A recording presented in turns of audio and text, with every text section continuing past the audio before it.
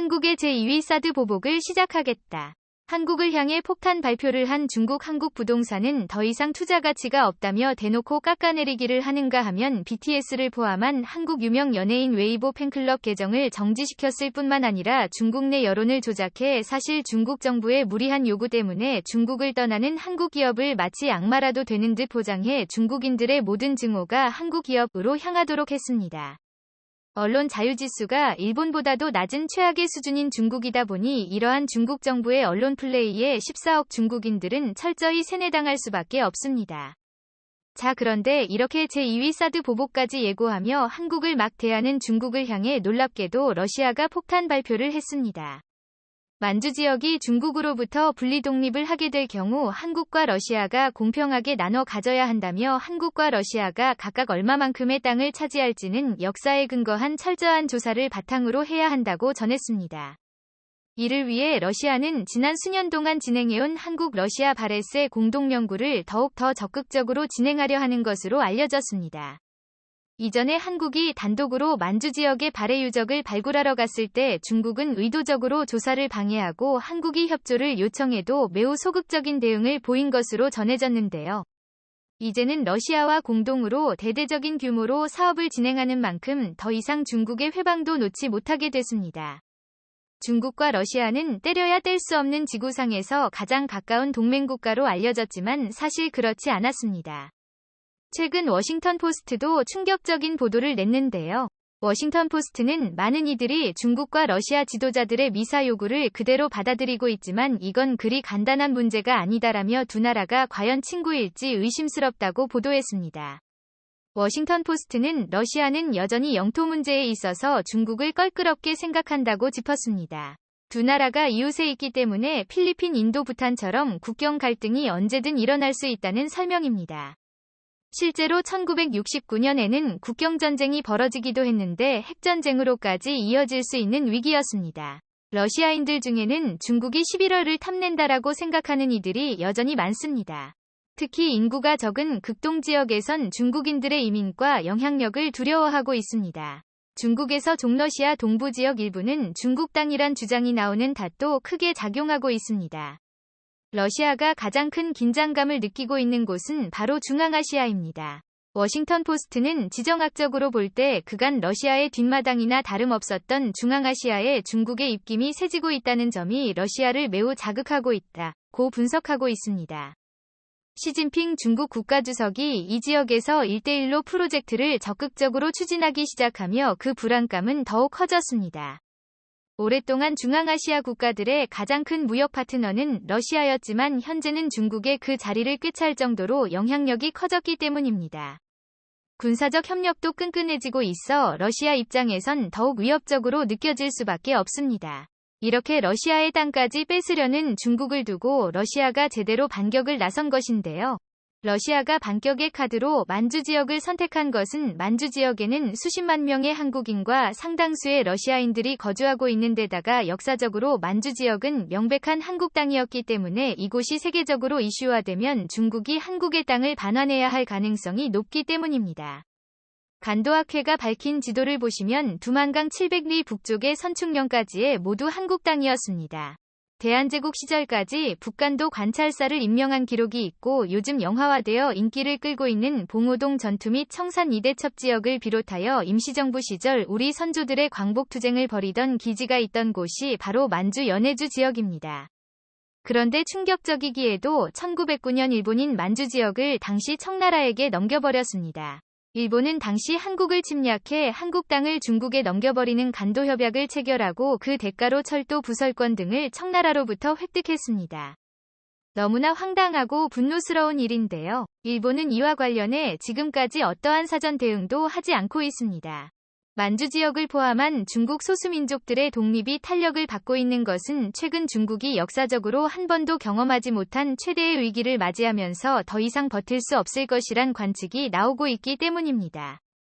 중국의 소수민족 탄압이 국제적인 이슈로 부각되면서 미국을 중심으로 수십 개에 달하는 중국 대기업에 강력한 제재를 가했고 미국은 더 이상 가만히 있지 않을 것이다 라는 경고를 보냈는데요. 결국 중국에서 터질 것이 터지고야 말았습니다. 중국이 더 이상 소수민족의 독립운동을 막지 못할 정도로 국가가 위기에 빠져버렸습니다. 한때 세계에서 22번째로 큰 회사로까지 성장한 중국 대기업 혼다가 파산 위기에 맞았습니다. 혼다 파산은 단순히 대기업 한 곳이 무너지는 정도의 문제가 아닙니다. 종업원과 협력회사, 투자자, 금융부실 등 예상 가능한 범위를 넘어 중국 공산당 지도체제를 위협할 충격파가 될 수 있다는 경고까지 나오고 있습니다. 현재 홍다 부채는 350억 달러 약 356조 원에 이릅니다. 이 중 내년에 만기가 도래하는 해외 발행회사채만 74억 달러 약 8조 6,400억 원에 달합니다.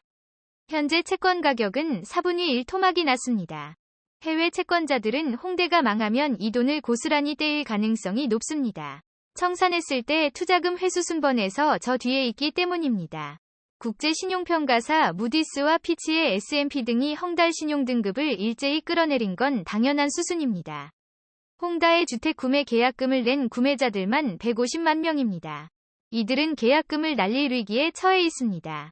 홍다가 개발 중인 주택 프로젝트는 중국 전역 22개 도시에 약 800개에 걸쳐 있습니다.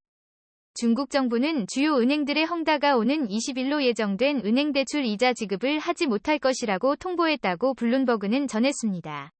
채무 불이행은 곧 부도 선언입니다. 즉 이번 홍대그룹의 파산은 중국 대기업들의 연쇄 파산을 야기할 수 있고 뿐만 아니라 홍다그룹의 주택구매 계약금을 건 중국인 수백만 명이 계약금마저 모조리 날릴 위기에 처한 상황이기 때문에 상황은 상상을 초월할 정도로 심각합니다. 한국의 깜짝 영토 확장 소식은 또 있었습니다. 이번에는 태평양 한가운데 있는 섬에 한국 땅이 될 수 있다는 소식인데요. 바로 티니안 섬입니다.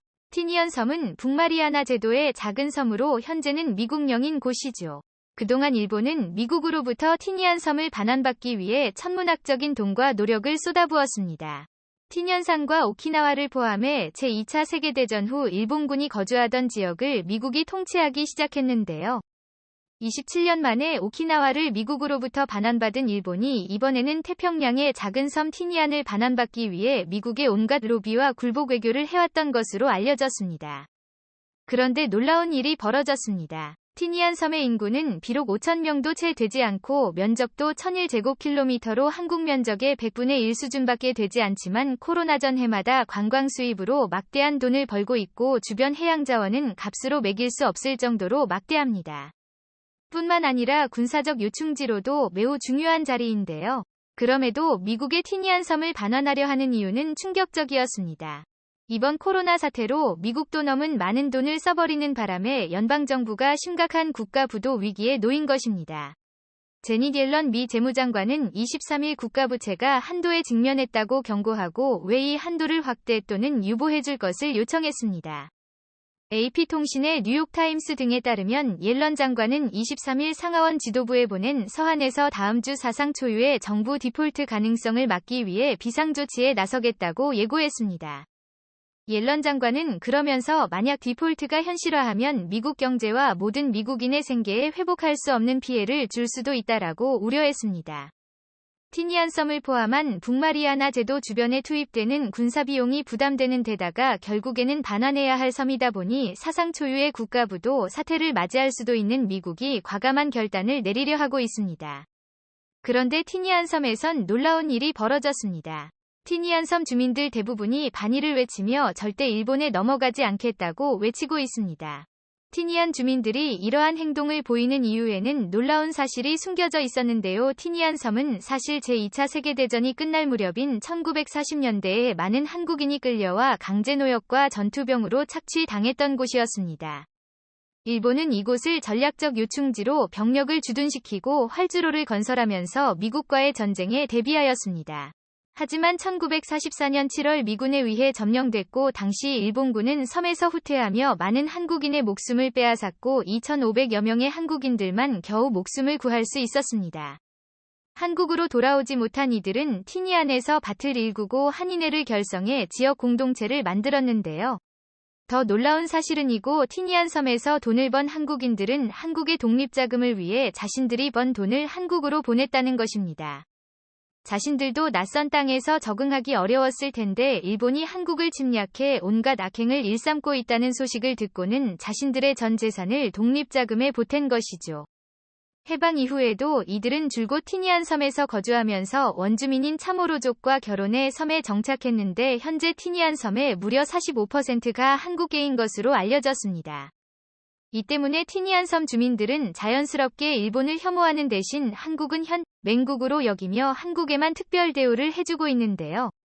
지난 3월 말 전 세계적으로 코로나19가 최고조에 달했을 당시에도 세계에서 가장 먼저 한국인의 입국을 허용한 데 이어서 티니안의 중심지의 산호세 마을에는 평화기원 한국 위령비까지 있습니다. 이 때문에 전문가들은 미국이 일본의 티니안 섬을 반환하는